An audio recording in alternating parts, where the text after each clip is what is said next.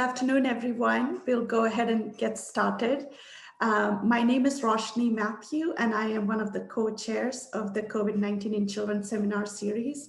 I co-chair this with Dr. Alan Schroeder, and today's session is on COVID-19 and the primary care perspective. So we are very excited for our panelists and for the discussion that would follow this session. Our upcoming sessions are as on the screen. We have Dr. Bonnie Maldonado joining us next week for pediatric epidemiology and transmission. And then we have health disparities discussion with Dr. Huang and Dr. Powell the following week. And to claim CME credit, please go ahead and text the code as on the screen to the telephone number. Dr. Braham. She is a pediatrician practicing at Menlo Clinic Pediatrics. She is actually one of our own, having completed her training at Stanford Children's Hospital way back in 2009. I have to say that was a little unsettling, Sabrina, to realize it was 11 years ago, because it just seems like it was a year or two ago. But no, it's been quite some time, and she has a really successful practice here, and also serves on a number of important advisory roles in the community. And we'll be talking about her and reflecting on her experiences trying to navigate this very challenging pandemic. Thank you, Alan. I'm very happy to be here and share experiences. Certainly been a lot of it in the last 9 months. I'm one of 13 pediatricians in a large multi-specialty practice, largely adult. We're really the only pediatric department in Menlo Park. And our population is insured mainly, and we happen to be in network for Stanford Hospital employees, so we serve an important function with our local community, and in particular healthcare workers at Stanford Hospital. So today I'll be sharing my experience of COVID in ambulatory pediatrics, and keeping in mind Carol Dweck's principles of growth mindset. I'm hoping to create some space to reflect on opportunities for growth from the last few months of experience. So it's important to remember that back in February and March, we were in the throes of flu season, and it wasn't a particularly remarkable flu season. You can see it didn't reach the heights of 2017, 2018, although it was bi-peaked. But when you look at the pediatric numbers, actually, it was a particularly bad season for children. And by hospitalization rates, it was supposed to be one of the worst seasons in a decade. And behind that data is the important point to remember that kids are coming into their pediatrician with cough and fever during that time. And so there was a large volume of visits for influenza-like illnesses in the pediatric population, and significantly greater than adults during that time of year when COVID was reported in our neck of the woods. And remember, kids don't drive themselves to their pediatric visits. So with those pediatric bodies, we're at least one parent, maybe a sibling or two. And so in our particular setting, we can have up to 400 bodies in and out of our practice during a given day in flu season. So it's really quite a big infection control challenge, particularly so when we're talking about the potential for asymptomatic spread, which was the case with, is the case with COVID. So that's where we found ourselves in this setting in March of 2020. And we found ourselves in an immediate operational crisis, and also a very real threat to the health and safety of our staff, of our physicians, and felt very much to be the literal front line of the response, and needing to make sure that we could continue to serve our patients and protect ourselves at the same time.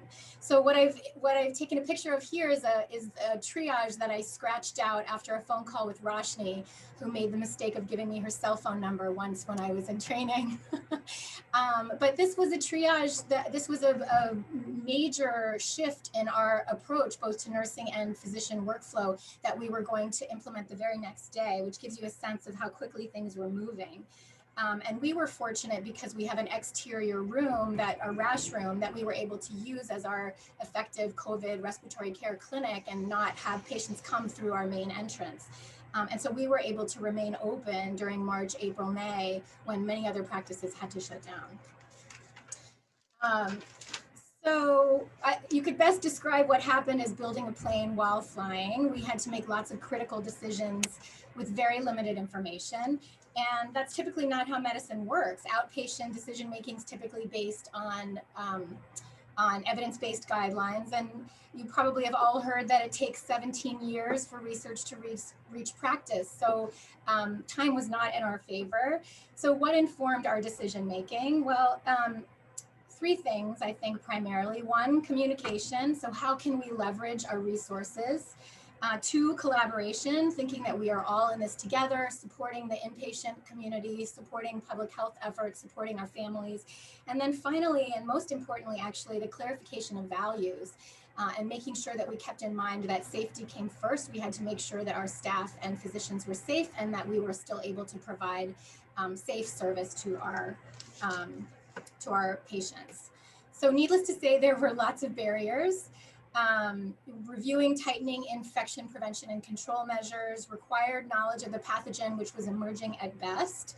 And then availing ourselves of testing, there was not much availability, as you recall in the beginning, but not only that, accessing it for children in particular was challenging because you need a practitioner that's comfortable doing an NP swab in a child.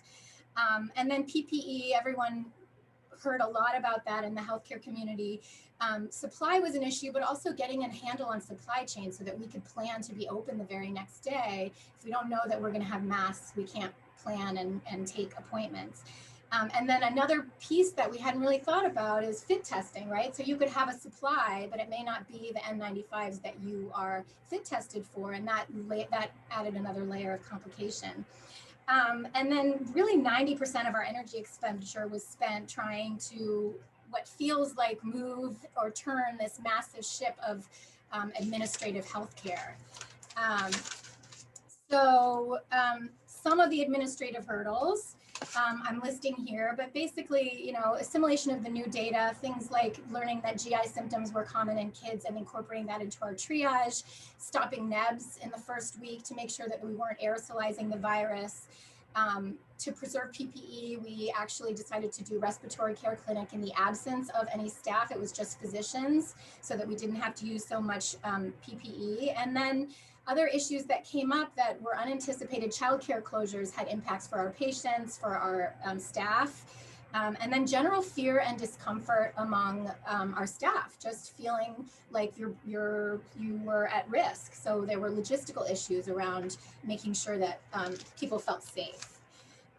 In terms of the resources that became useful, there were two particular articles, the 2007 report based from WHO based on the SARS experience, and then a more general document in the Journal of Pediatrics from 2017 talking just about IPC in the pediatric setting, both really helpful in working out all of these details in a short period of time. And then in late April, the IDSA came out with their guidelines, which essentially validated our approach and made us feel quite good about how we were doing. And since then, we've been operating our respiratory care clinic, and we introduced and ramped up telehealth and have now almost reached capacity with our well child visits since March without a single occupational exposure. So we're pretty proud of that. And now we're really just focused on the winter and flu season, and then trying to be proactive and have a sustainable approach to COVID going forward and then future pandemics. Thank you. Thank you, Sabrina. It's funny hearing you mention Rajni because we've all been leaning on her within the hospital, where I think there's so much more infrastructure to help manage all of those issues that you had to deal with. So I really admire all of the general pediatricians who have had to kind of learn, put the plane together as you suggested. We're going to try to cover a number of topics relating to primary care, including the broad overview that Sabrina just presented, and then sort of talking about care at one of our FQHCs at Gardner and some of the challenges there. We'll talk about telehealth and how that's worked. And then we'll talk about some of the mental health issues that have plagued really our teenagers and how that's manifested in the primary care setting. And then circle back with some lessons learned. And then we'll squeeze in that presentation that we had originally planned for by Dr. Pitcher at the beginning. So without further ado, Dr. Kakar, if you can start sharing your screen. Dr. Kakar is a board certified pediatrician in our division of general pediatrics. She's also a certified lactation counselor. She has her primary practice at Gardner, and she's involved in a number of local and regional initiatives around expanding access to breastfeeding support, promoting childhood nutrition, and creating frameworks in pediatrics for telemedicine, and does a number of advocacy efforts as well, including some important work with the American Academy of Pediatrics and their section on breastfeeding. So thank you, Dr. Kakar.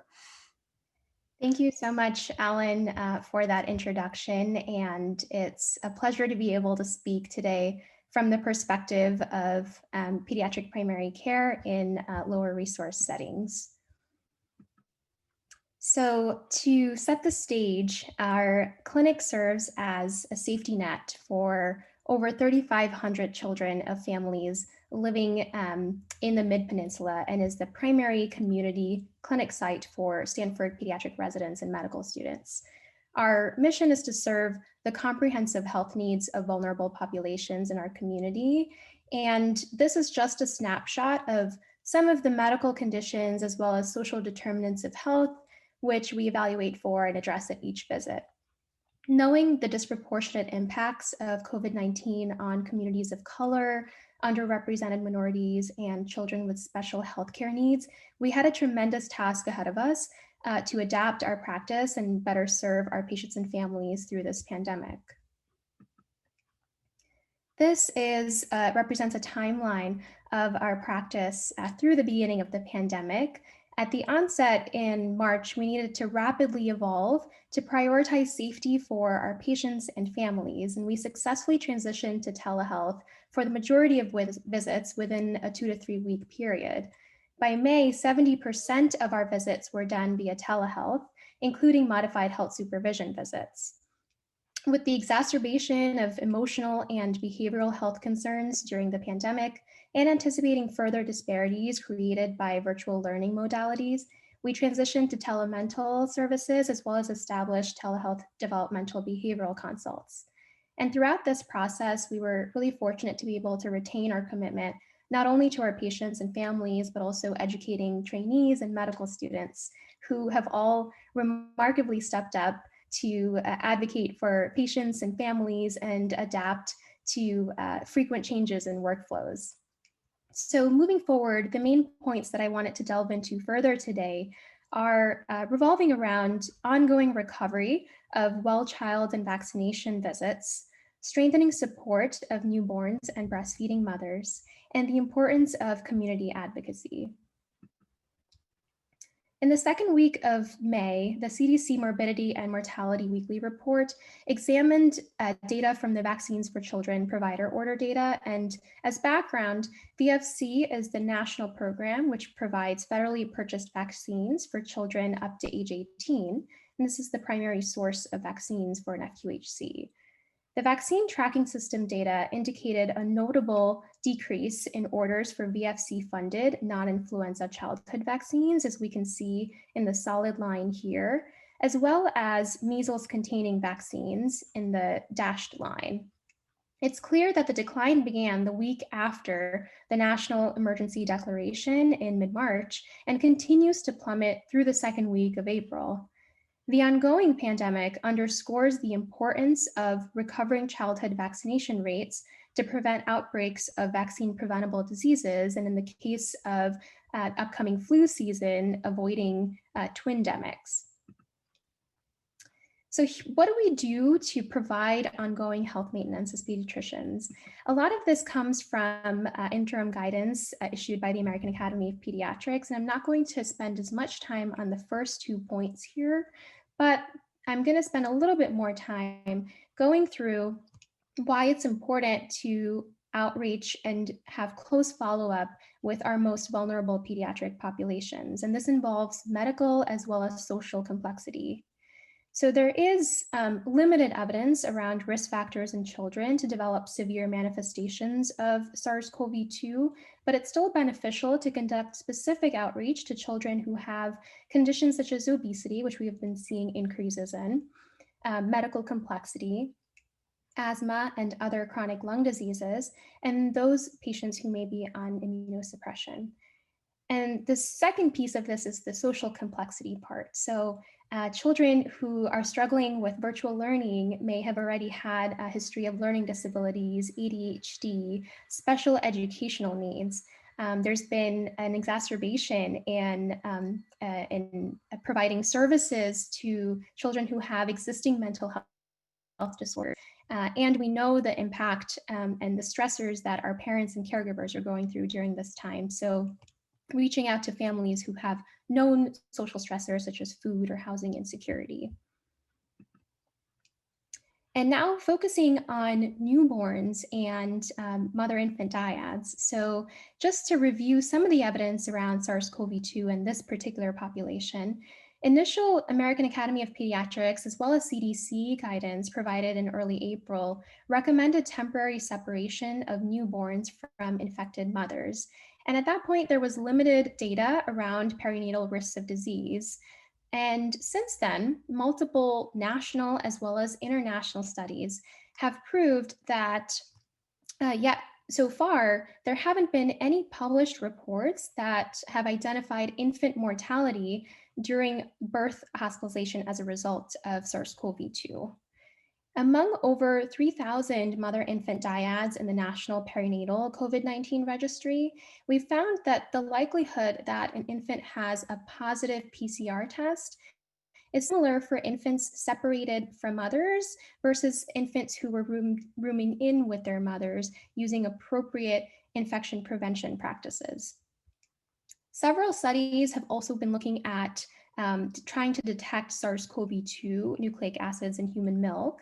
However, so far, no viable infectious virus has been detected, and pasteurization methods, which we use for banked donor milk, have also been shown to inactivate SARS-CoV-2.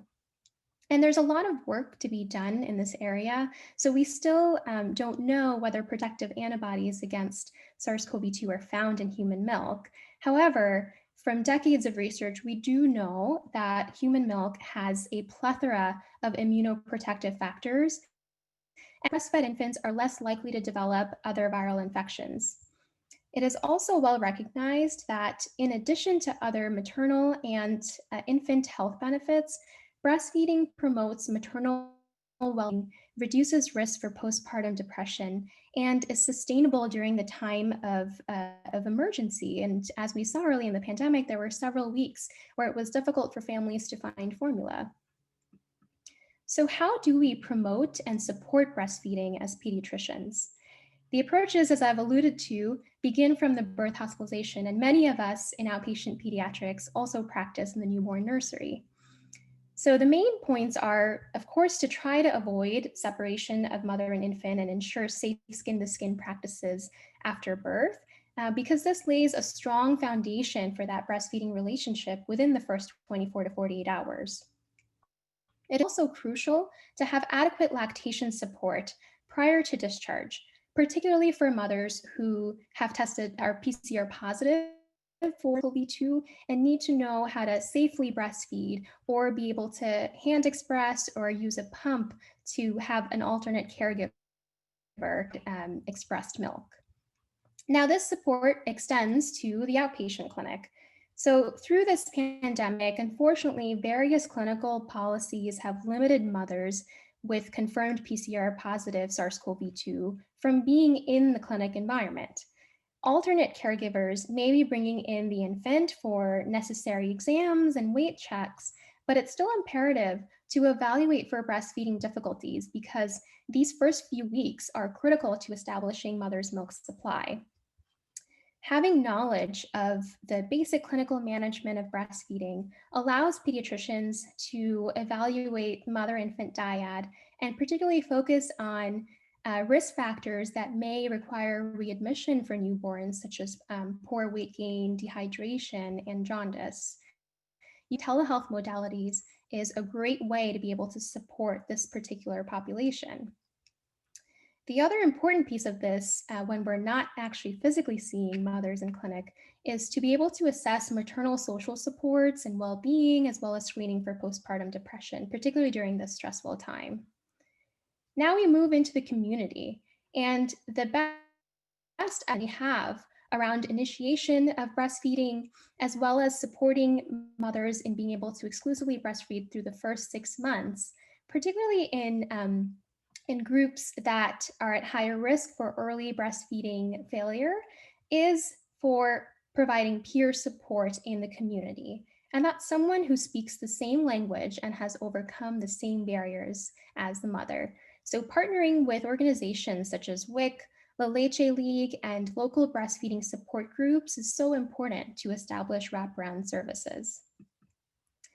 And this speaks to our ongoing work in community engaged solutions and partnerships with WIC, whereby we send electronic referrals and get mothers peer partner support. And then other ways have truly revolved around our pediatric advocacy program here at Stanford, which early on in the pandemic was able to establish COVID-19 county-specific community resources around food, housing, legal aid with eviction notices, and distance learning help. At our clinic, every family received a flyer with their health visits via telehealth and by mail.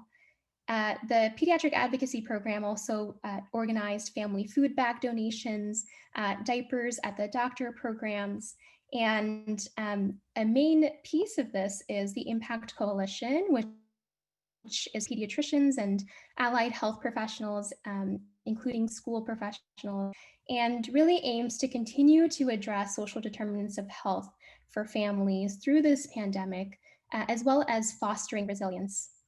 Thank you. A really nice talk, Pooja. Thank you so much. And folks, please put questions in the Q&A. We will hopefully have some time at the end to address those. I'm assuming there are a lot of questions about breastfeeding and COVID positive moms. So Chethan Sarabu is a general pediatrician here who has a focus on designing technology that empowers patients and families to better participate in their care. He did his pediatrics residency at Rutgers and went on to do a clinical informatics fellowship here at Stanford, and where he helped to deploy and expand open notes. He finished that in 2018 and is now director of clinical informatics at Doc AI, which is a digital health startup. And he also works at Gardner as a general pediatrician and continues to work with the clinical informatics fellowship as well. Thank you so much for joining us today. Thank you so much for the introduction and for having me today. So to transition from where Dr. Kakar left off, I'm also a general pediatrician at Gardner and wanted to dive a bit more deeper into telehealth for primary care. I also do work at Doc AI, which is a startup, but my presentation today has no relation to that work.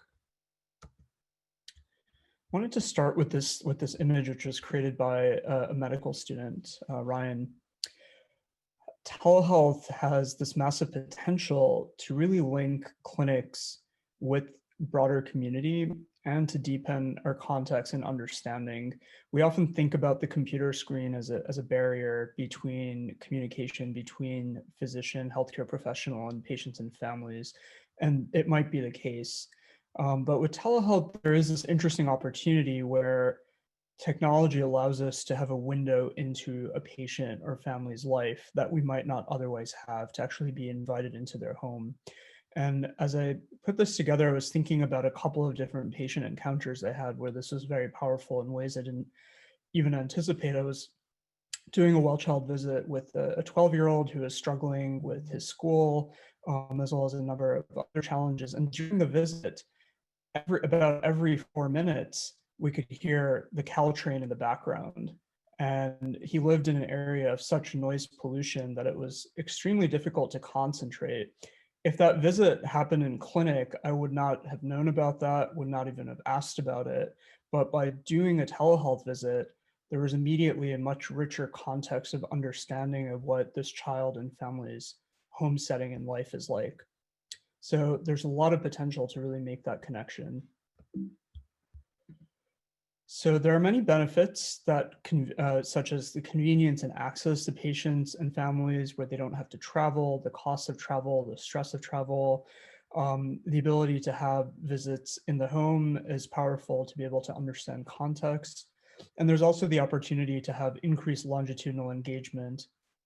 Instead of coming in for an annual visit, telehealth makes it easier to have more check-ins more frequently.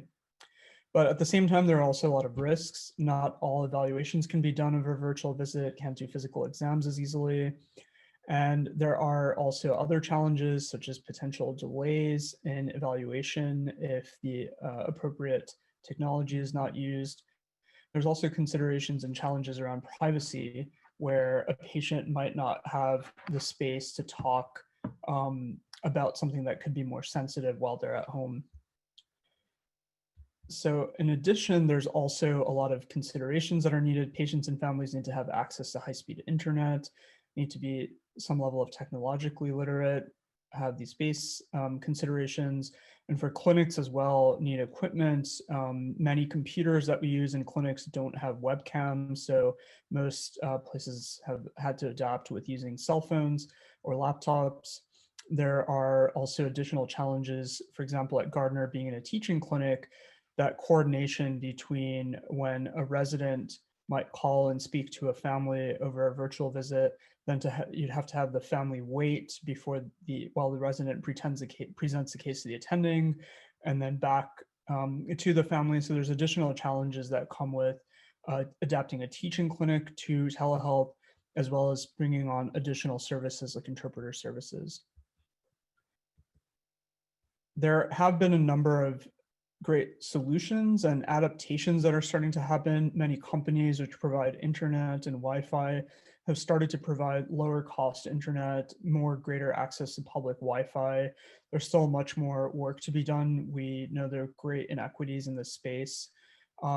Organizations like WIC that Pooja had mentioned have been starting to adapt to telehealth models where a lot of the traditional in-person screening that needed to happen can now happen virtually.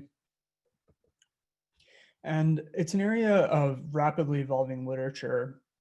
There are a number of articles that have been coming out across multiple journals that are really looking at telehealth in pediatrics.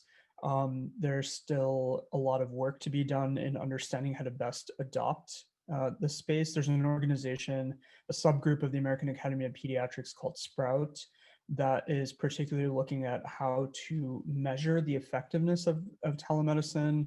And that is going to be important for determining new payment models, new clinical guidance models. But really, it's been a rapid adoption this year with the COVID-19 pandemic. And so with the rapid change, a lot of our work has had to be adapting practice guidelines in places where there's little to scant evidence. So without the evidence-based guidelines of how to do a primary care asthma telehealth visit or how frequently these visits should have to happen, we have started to really let practice-based evidence guide the way. And Dr. Kakar and myself have started to put this together in a website. This link for it is below the pediatric telehealth website, where we started to share some of these guidelines. And we have also created guidelines for well visits that help explain what could be done in the virtual component of a visit, how to conduct a virtual physical exam. So this might be an interesting resource for some of you. It's still an evolving area of growth. And really to kind of close, I wanted to just go a little bit deeper into what a hybrid well-child visit could look like. Many places have started to do this. There is some things that need to happen in person, screening measurements, physical exam, immunizations, but a lot of what we do can also be adapted to be virtual. The conversations around anticipatory guidance, around many concerns, surveys could be remote. So we're really entering this new space, but we really need payment and practice models to adapt. And just one final thought to close on, there's a lot of interest around how home-based measurement can also be used with telehealth visits. And it's definitely a promising area, but there's also a lot of challenging considerations. If measurements of height or weight are taken at home, how accurate are those? If we enter those into the electronic health record, there's also a concern of potentially overemphasizing certain measurements, particularly concerns with weight and eating disorders. And you're going to hear more about that in the next presentation. There's also a lot of issues around costs. To purchase an automated pediatric blood pressure cuff for home, the cheapest one that I know of and others have known of is nearly $80, whereas adult automated cuffs are much cheaper. There are also newer tech devices coming out that allow parents to do full physical exams over virtual telehealth visits. And these are promising, but there's a lot of concerns around how equitably they will be shared. So it's a rapidly evolving area of telehealth, and stay tuned for more in this domain. Thank you. So fascinating to think how this pandemic will transform the future of telehealth. Thank you for sharing all of that. So next up, if you can start sharing your screen, Dr. Juvvadi. Dr. Juvvadi is the lead physician at Juvvadi Pediatrics, which is part of Stanford Children's Health in Mountain View. She's been in practice there since 2001. She is the former medical director of our urgent care and is involved also in some global health based projects in Ethiopia. And I will add that she gave us a terrific grand rounds on some of the mental health issues facing our adolescent patients back in the spring. So looking forward to this talk. Thank you, Anita. Thank you so much, Alan. I appreciate it. Thank you guys for making time for us during lunch. So I wanted to talk specifically about eating disorders during this pandemic. So while other mental stressors have been exacerbated, anxiety and depression are understandably worse during the pandemic, we're definitely seeing also an increase in eating disorders across the world. I wanted to briefly do a case study. This was one of my patients that, presented a month ago, a 15-year-old with a 6-month history of amenorrhea, constipation, and weight loss. So at the beginning of the pandemic in March, the entire family went on a so-called cleanse. They stopped eating meat and processed foods. They were eating more vegetables. They started working out more. They had zero social contact. Both parents lost 20 plus pounds each, and the child started to lose weight too. And interestingly, the parents were lauding her for it, and they were quite proud of the fact that she too was losing weight. And at home, they were doing workout videos every day for an hour, and then she was following that with running as well. And so there is a family history. Dad is extremely anxious. He was paranoid about any COVID exposure, and over time, the child too started getting more and more anxious. So she presented to me about a month ago with a 24-pound weight loss over 6 months. She was cachectic. Her heart rate was down to 39. So I had to admit her for malnutrition to the peds general unit, and then she got transferred to the ED unit when a bed was available.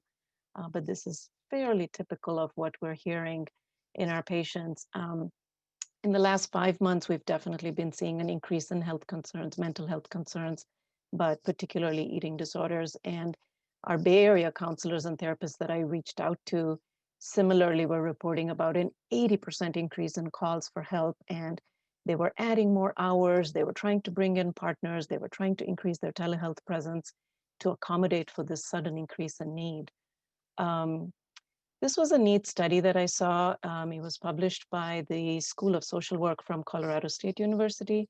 They questioned about 183 families that had kids under the age of 18, and you can see about 35% of them had lost their income. 16% were stressed about being unable to socialize. 17% said they were stressed. 15% they said they had difficulty managing their children's academics. So when the parents themselves are struggling, unfortunately, our adolescents are feeling the stress even more keenly. And it's no wonder that a lot of them are saying, my parents didn't even notice that I was eating more or less, exercising more, that I was stressed and anxious. And so when the parents are not available to, mentally available to notice what our adolescents are going through, it's understandably adding a layer of stress there too. In a Chinese survey, this one was actually during the peak of the pandemic in April and May, they surveyed about 8,000 adolescents, and they too reported a 43% increase in depression, a 37% increase in anxiety, and a 31% increase in both anxiety and depression. And specifically, our eating disorders have definitely been on the rise nationwide. What's new, what we're seeing new, is there's a sharp increase in younger kids that are presenting, the 9 to 11-year-olds. A lot of this is from social isolation and increased time spent on social media, improper food habits because of restricted grocery shopping, hoarding that we saw in the beginning of the pandemic, where parents were buying more and more non-perishable items and stocking up. And of course, the loss of normal routines where they were not going out to get any physical activity, and of course, being afraid of gaining weight and getting fat. Our adolescents trying really hard to establish control, and their way of controlling is controlling their diet, their exercise, and taking supplements like laxatives, and reading labels, and just trying in any way to have some sense of control.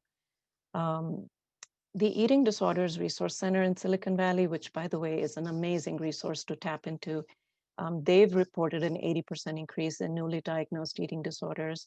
And similarly, NIDA is reporting a 70 to 80% increase in requests for information between March and August.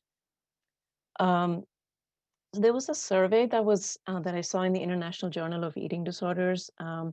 They found that families that were previously diagnosed with anorexia, or children and adolescents that were diagnosed previously, there was a significant increase in both anorexia symptoms and a 35% increase of binge eating episodes. And this is putting a huge strain on our resources. They're unable to get in to see their usual therapists. And if they do get in, the wait times have increased. They have limited access to virtual classes or therapy. And like Pooja and Chethan indicated, we're trying really hard to provide these services, but some of our adolescents are really hesitant to take these classes or group classes virtually, or even connect with us virtually, because they're not able to find a safe space to sit down and or have the privacy to connect with us. And if you look at the how a pandemic can affect these adolescents, there's increased risk with media exposure and disruption to their daily activities and social isolation, as we talked about, and the modified physical activity and modified sleep. They're all sleeping late and getting up late. The negative affect of just having everybody around you be pessimistic about how the pandemic is progressing and how we're not having a sense of control, or how our government is not able to deal with this pandemic effectively. And the fear of contagion. And then you add in there lower access to care, the lack of social support, the emotional dysregulation that our adolescents have when there's a stressful event, and having very poor access to treatment and care. And you have this perfect storm for having an increased risk of eating disorders. There was a nice study that was presented at the Journal of Eating Disorders. They reported about 129 patients with previously diagnosed eating disorders, and you can see about 85% of them felt worse. Really, nobody felt better. And I wanted to spend a few minutes reviewing this article that I thought was very elegantly presented, and it kind of reflected what we're seeing in the community. It was a study of 159 patients, young adults and adolescents, who have been diagnosed with anorexia in the past. It is a small cohort, but kind of reflects what we're seeing. And you can see about 56% of this 159 were studying from home, whether it was homeschooling or going to university online. And you can see about 40% of them had worsening of their symptoms, and about 20% had new onset symptoms, and about 50% had worsening quality of life, and 30% had impairment of therapy or were unable to reach their therapist. And if you take a look at what their symptoms or their concerns were, 65% of them were concerned about wanting to be thin or the drive to be thin. 70% worried about gaining weight. But what was interesting was at the bottom of this column here, a sense of control. 55% of kids said that the eating disorder gave me a sense of control. And look at the bottom number, it's 60% said that it makes me feel safe. So it's quite concerning that, at a time when we're unable to provide the mental support for our teenagers, this is what's giving them a sense of safety. The majority of them were restrictive eating, some binge eating, laxative use, weighing yourself over and over again, the hoarding, as you can see, about 20%. And if you go further down, skipping meals, relatively common, and we are certainly seeing that in the community. A lot of our kids are sleeping in and skipping breakfast. That seems to be something that's consistent across the board with a lot of our adolescents. A lot of them are working out more. So 63% of them, as you can see, are doing more home workouts, which interestingly was something I have been recommending this whole time. But you can imagine if a stressed or anxious child is trying to do these home workout videos and there is no checks and balances in place, it's very easy to kind of go overboard and go into an unhealthy workout routine. So I'm sorry I had to breeze through those slides, but in summary, we definitely have an unprecedented increase in eating disorders with our kids, with our adolescents trying to establish a sense of control. And while we hope that while a phased return to school will help them, at least providing that social support that they're needing, we hope to see a slightly lower number of cases that are showing up. Things that we want, what can we do? Things that we'd like for you to be aware, be vigilant, ask questions specifically about shopping and eating habits, reminding our families to shop healthy, not by reading labels, but go look at colors. What color vegetables are we buying this week? Reminding parents to not discuss their own weight challenges with children. I'm consistently hearing parents sitting in the room going, oh my gosh, I'm so fat, I've gained weight, all my friends have gained weight. Your adolescent child really does not need to hear that. And instead focus on movement and fresh foods, trying to discourage buying and hoarding non-perishable foods, and how to encourage nutritional eating, looking for signs of self-harm, and really spending more time at our well child visits reviewing mental health. And if we're unable to get our teens in for annual physicals during the winter, at least consider having an RN or a nurse practitioner do virtual visits. And then unlike, I know Chethan mentioned, having scales at home, and like he was hinting, we really don't want to overemphasize checking weights. And in fact, I would limit access to the home scale and only do supervised weight checks with the parent as directed by the PCP or by the eating disorders clinic, whether it's weekly or biweekly. And perhaps consider restricting access to some of these adolescents to their smartwatches and Fitbits. Of course, you don't have to restrict all the children, but at least the ones that seem to be at high risk. Ask about soft clues like amenorrhea or a sudden increase or duration of intensity of workout or constipation. And these workout packs or challenges, this is something I have been encouraging my adolescents, the ones that have been relatively sedentary. I'm like, try to find a friend and make a pact or have a push-up challenge or do a group relay marathon. But being mindful of the motivating factors. Why are we doing these challenges? Is it because you want to lose weight or if you just want to stay healthy? Restricting access and avoid discussing the calorie content of foods. And then getting familiar with our admission criteria. What is it that we should be a little bit more watchful for? That drop in pulse rate when you're doing orthostatics, or the change in weight over time. And then considering alternative approaches to admission, because our adolescent units have been stretched to the limit. So trying to find a creative way of admitting if the patient does need inpatient care. Familiarizing yourself with some local resources. This is just a very partial list, but besides the Eating Disorders Clinic at Stanford, NEDA and EDRC are very, very helpful. Even if you are kind of strapped and don't know where to send your patient, they're very helpful in helping you find resources and getting the kids plugged in to virtual discussion groups. Some of these are private entities. They do offer inpatient care as well as outpatient care. But I think the bottom line is know what you're looking for, be vigilant. I know we don't have time for doing physicals for our older patients, but trying to be mindful of their mental health needs during this time. Thank you very much. Wow, well, that was both important and sobering. Thank you, Anita. Sabrina, I think you were going to try to bring us home with some closing thoughts, and then we'll hopefully have a few minutes left after that for Q&A. So I can hear my kids rolling their eyes as I say this, but what can we learn from this experience?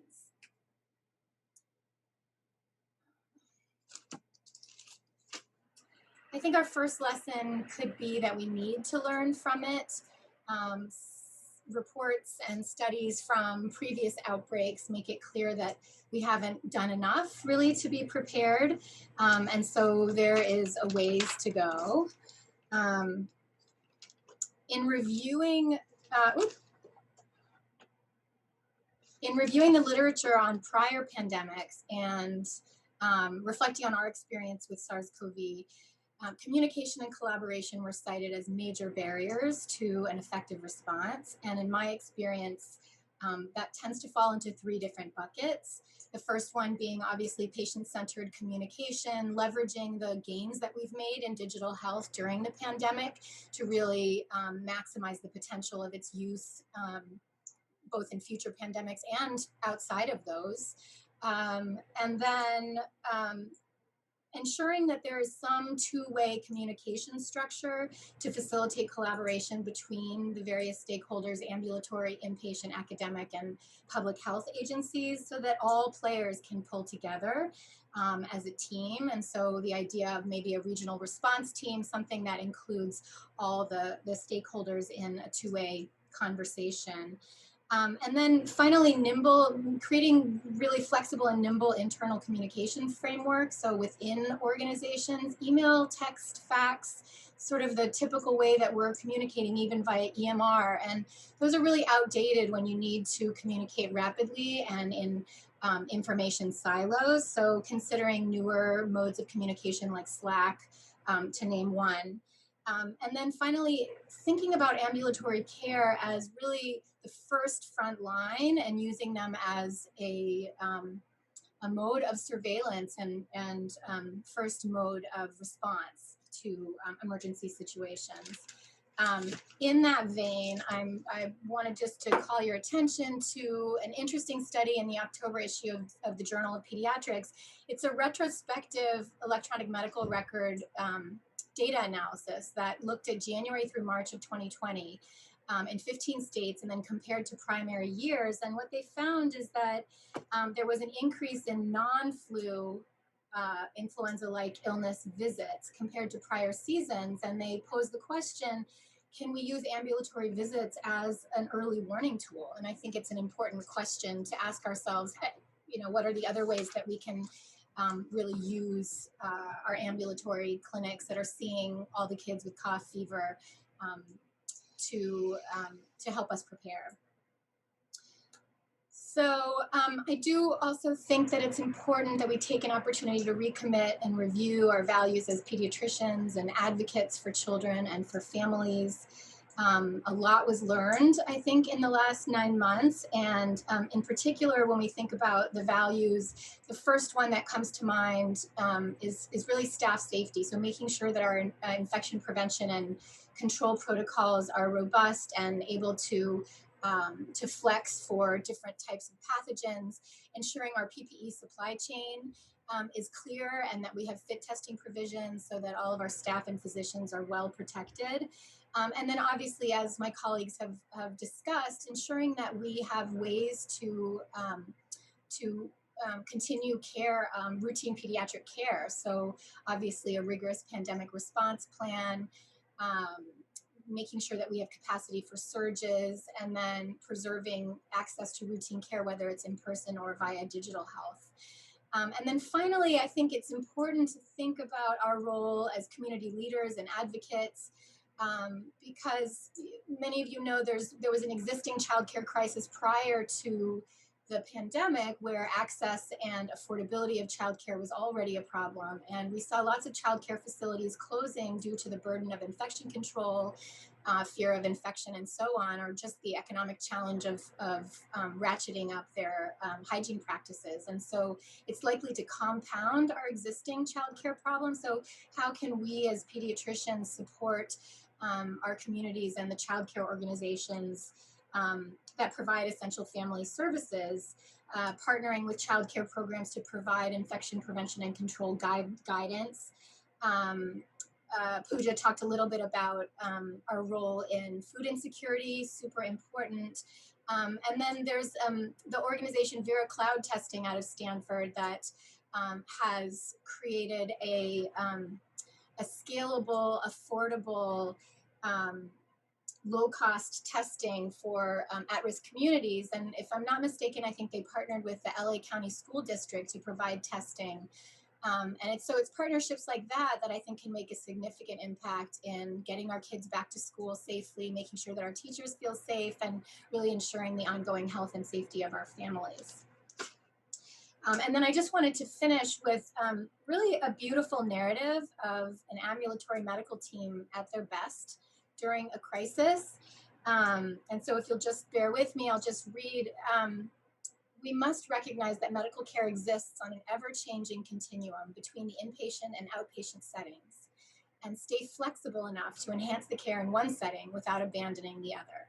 We must preserve the spirit of innovation, the collaboration across silos, and the sense of urgency, and model this for our trainees. Thank you. That's a great quote to end on. And actually, I know there was a question about breastfeeding in the Q&A that we'll try to get to in a second, but I want to just ask you guys, being on the, maybe you guys can all get back on your videos, being on the front line, lack of PPE at the beginning, so much uncertainty, reading about colleagues around the country getting sick, and some of them passing away. What has been the toll on you and your colleagues from a mental health perspective? We talked about mental health in our patients, but what about us? How was that, and how have you continued to manage it? Maybe Sabrina, I'll pick on you first since you just concluded. Yeah, I think I could do a whole talk on that.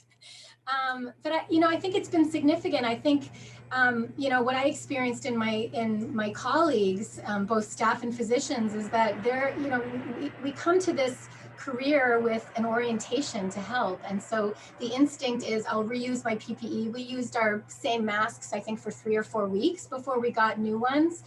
And so the instinct is to put yourself in the line of fire. And I think that's noble and wonderful, but it shouldn't be an expectation of the job. And so that's really where my call to make sure that our supply chains are addressed comes from.